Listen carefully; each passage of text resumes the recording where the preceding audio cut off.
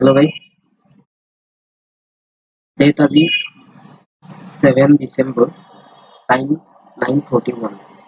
এতিয়ালৈকে ট্ৰেড লোৱা নাই, মাৰ্কেট গেপ আউট খোলা নাই।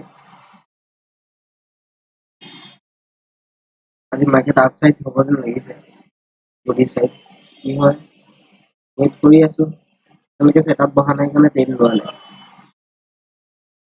কি হয় চাই লওঁ, ৱেইট কৰি আছো। ভাল পজিটিভ ৰিজাল্ট এটা পাম যেন ভাবিছো আজি, ৱেইট কৰি আছো। এতিয়ালৈকে ট্ৰেড লোৱা নাই, চাই লওঁ কি হয়।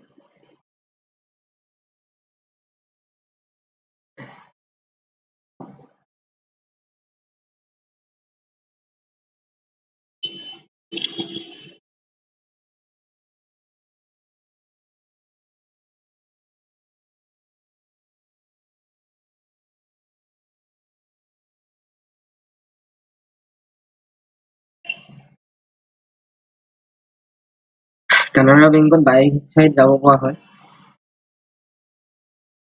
206 ল'ব পাৰে।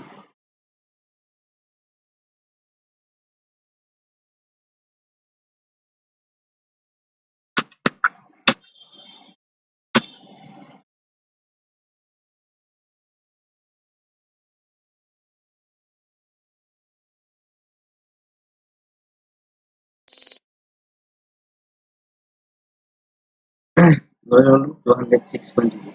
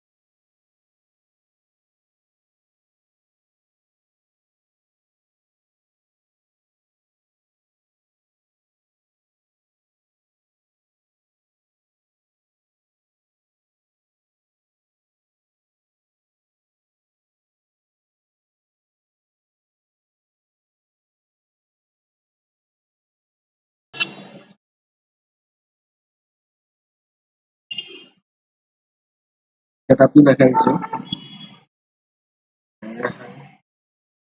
এইটো এটা ছাপোৰ্ট লেভেল ইয়াত, আৰু আজি অপেন হৈছে, অপেন ইকুৱেল ল' বনাইছে।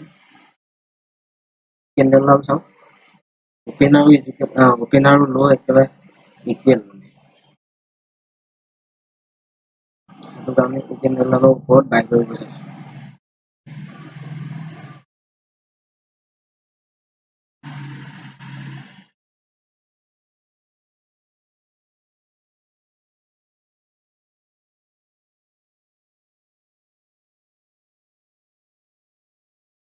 প্ৰফিট চলি আছে, 206.20 লৈছো, আৰু ছেটআপটো আপোনাক কৰি দিলো। অপেন ইকুৱেল ল' বনাইছে ফাৰ্ষ্ট কেণ্ডেল, আৰু এইটো ছাপোৰ্ট লেভেল, এইটো এটা ৰেজিষ্টেন্স লেভেল ব্ৰেক কৰিছে, তাৰ ওপৰত ট্ৰেড লৈছো।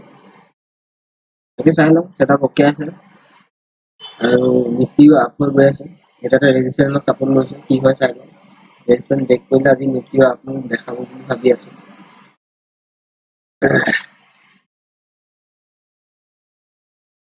ৰেজিষ্টেন্স নিফটি কালি ৰেজিষ্টেন্স লেভেলত ছাপোৰ্ট ৰেজিষ্টেন্স লৈছে, আকৌ ব্ৰেক কৰিব যেন লাগিছে।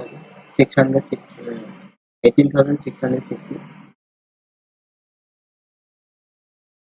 ব্ৰেক কৰি আছো, চাই লওঁ কি হয়। আজি RBI মনিটৰিং পলিচি আছে, তাকে মাৰ্কেট আপ ডাউনটো ভলাটিলিটি বাঢ়িছে। শুনি আছো কি হয়, এতিয়ালৈকে হিট হয় নেকি, এতিয়ালৈকে হিট হোৱা নাই, লছ হৈ আছে, এইকণ ঘূৰি গৈছে। that is CPI excluding food and fuel remains sticky and Market elevated. অকমান ওপৰৰ থাকে Overall, CPI আমি price ক'ব নোৱাৰি momentum remains high. মাৰ্কেট কেতিয়া কি হৈ যায় Risks from adverse weather events add uncertainty to the outlook. Global commodity prices, including crude oil, have undergone some downward correction.